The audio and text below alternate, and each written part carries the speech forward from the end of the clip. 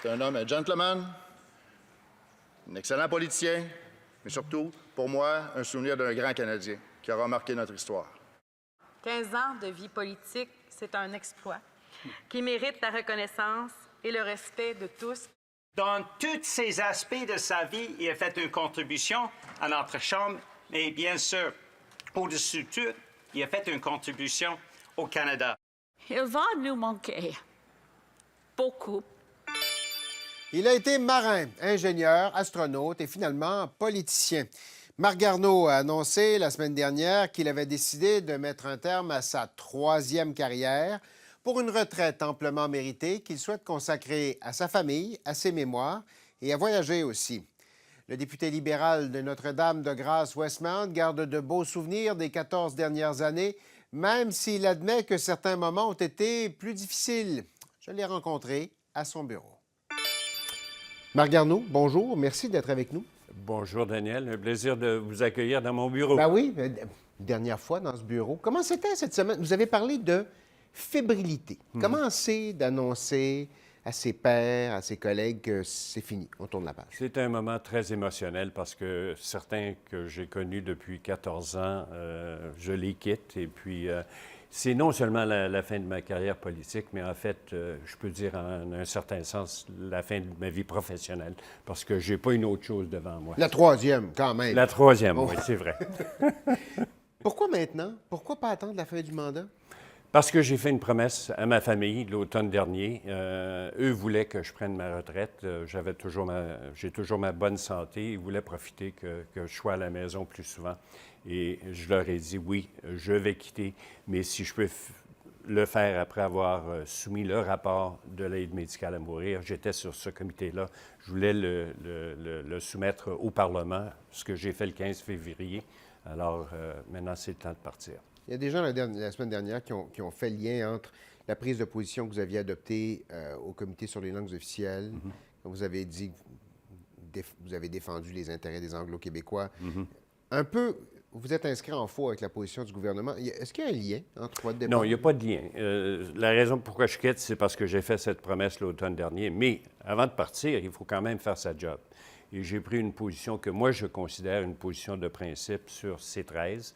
Et je sais que ce n'est pas la même position que le gouvernement avait proposée et que l'opposition voulait, mais c'était une position de principe parce que j'y crois fermement. Il faut que je fasse ma job jusqu'à la dernière journée.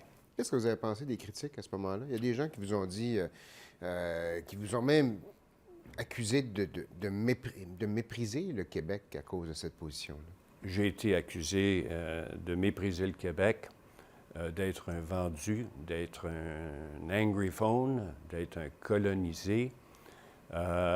Les attaques ont été très, très fortes. Et puis moi, qui suis un fier Québécois, une personne qui veut protéger le français, une personne qui reconnaît que le français est la langue officielle du Québec, une personne qui a été la première à proposer la reconnaissance de la nation québécoise en 2006. C'est moi qui ai été le premier. Ça m'a fait mal. On s'est aussi demandé la semaine dernière si votre absence du Conseil des ministres, vous avez été exclu du Conseil des ministres par M. Trudeau après l'élection de 2021. Est-ce que ça a joué dans la balance? Non. La réalité, c'est que j'avais promis à ma famille, après l'élection de 2019, que je quitterais la politique, que je ne me présenterais pas à la prochaine élection. Par contre, ce qui est arrivé en 2021, c'est que le premier ministre m'a nommé ministre des Affaires étrangères. J'ai seulement été là pendant 7 mois avant que l'élection de 2021 soit déclenchée. Alors, j'ai reparlé avec ma famille. Je leur ai dit, écoutez, ça fait seulement 7 mois que je suis là. Il y a tellement de choses qu'on devrait faire et j'ai été le 4e ministre en 5 ans et demi. J'aimerais continuer, mais je vous promets que c'est mon dernier mandat.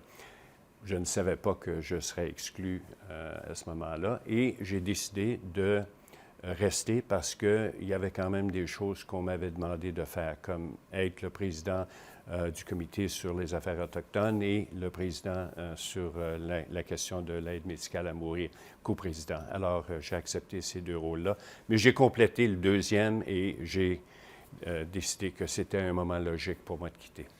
Les hauts faits de votre carrière politique, les moments dont vous allez vous souvenir, là, quels sont-ils? Je pense que c'est les 5 ans et 2 mois que j'ai eu la chance d'être à Transport Canada, parce que c'est rare qu'une personne, qu'un ministre reste dans un poste pour une longue période comme ça. Et puis, c'est un ministère que j'ai adoré et où je pense que nous avons réalisé des choses importantes.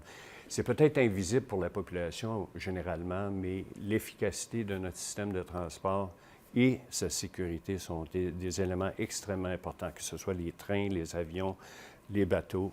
Et puis, je suis très fier d'avoir contribué de ce côté-là. On le mentionnait en début d'entrevue, c'est votre 3e carrière. Vous avez été dans l'espace, tout le monde le sait. Vous étiez dans la marine avant ça.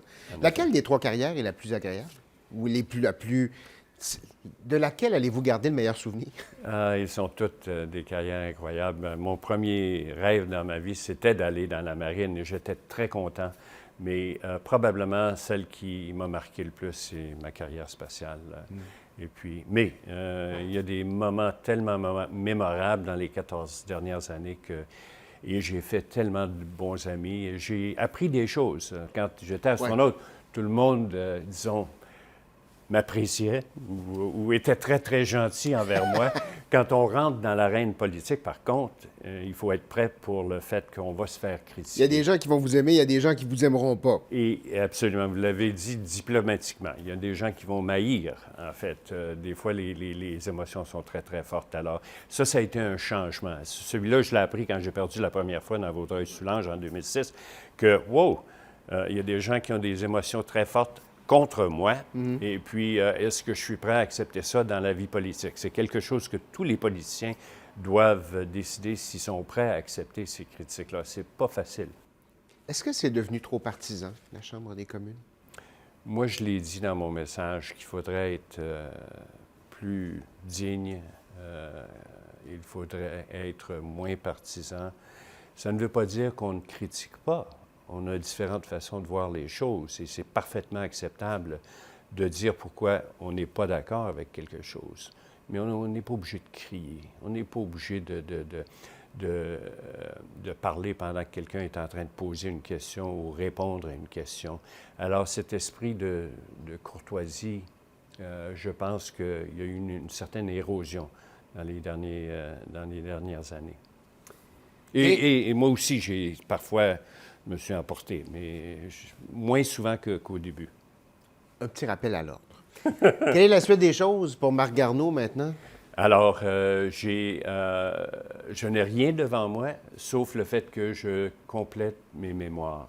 Et puis, c'est quelque chose que j'ai décidé de faire il y a 2 ans. Dans vos temps libres? Dans mes temps libres. Oui, dans mes temps libres, avant que j'oublie.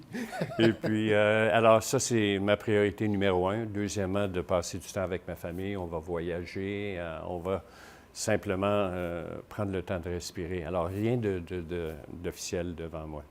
Marc Garneau, merci infiniment. Bonne retraite. Merci beaucoup, Daniel. Un plaisir.